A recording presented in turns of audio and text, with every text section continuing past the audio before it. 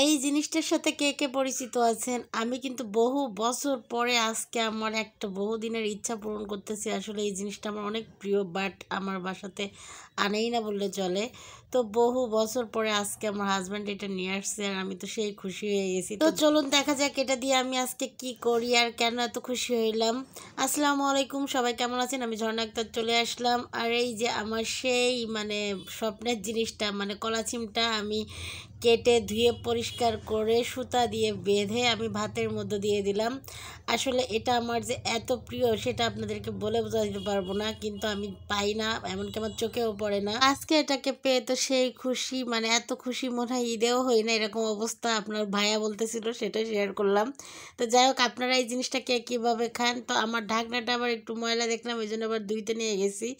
তো আমার কিন্তু ভাত বসানো হয়ে গেছিলো। ভাতে এই যে আমি প্রেশার কুকারে দিয়ে দিয়েছিলাম, তো এই জন্য আর আমি সুতা দিয়ে বেঁধে দিয়েছিলাম এই কারণে যাতে একটা একটা না ছড়ায় যায়।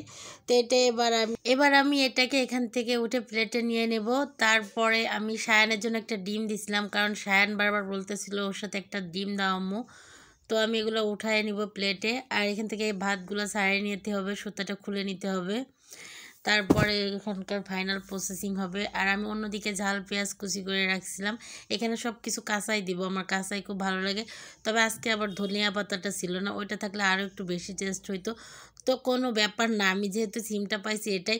ও আরেকটা কথা, আপনারা কে কী নামে চেনেন এই জিনিসটা? আপনারা সবাই কিন্তু নামটা মেনশন করে যাবেন কমেন্ট বক্সে। তো এবার তো ঘটে গেছে সেই বিপত্তি, কারণ আমি কলা চিমটা উঠায় আমি অন্যান্য কাজ করতেছিলাম, তার মধ্যে আপনার ভাইয়া বাসায় এসে সেই কলা চিমটা কী অবস্থা করছে দেখেন, ঘেটে ঘ বানাই ফেলাইছে। ভাতটা আর ছাড়াইনি, তিনি সব রেডি দেখে ওইভাবে মাখাইতে বসে গেছে। আর আমার বাসার ভর্তা সে বানাই, তো মনে করতেছে যে ওইভাবেই মাখাইতে হবে। তো উনি আবার এটা ভর্তা খায় নাই কখনো, উনি বলতেছিল এটা খাওয়া যাবে না, ভালো না, হ্যান ত্যান। তো আমি বললাম তুমি মাখায় দেখো না তারপরে। কিন্তু দুঃখের বিষয় না, আমার আজকে খাঁটি কলা সিম ভর্তা হয় নাই, আমার এখানে কিন্তু ভাত মিক্সড হয়ে কলা সিম ভর্তা হয়েছে। সে বলতে চাচ্ছে যে সমস্যা কি, ভাত দিয়েই তো খাবো, তো ভাত দিয়ে মেখে নিলে কি সমস্যা হচ্ছে বোঝেন। আর কি, এইটারে কয় বেড়া মানুষ। আরে বেটা, আমি তো ভাত কিছু ছাড়াই রাখছিলাম, বাকিটা ছাড়াই রাখলে কি হইতো, খাই এইভাবে, কি সমস্যা, খাইলাম। তো এই যে আমি আর দেরি করি নাই, ভাত নিয়ে চলে আসছি। আপনারা জানেনই তো আমি ভর্তা ভর্তি দেখলে পছন্দের জিনিস দেখলেই ভাত নিয়ে আগেই চলে আসি।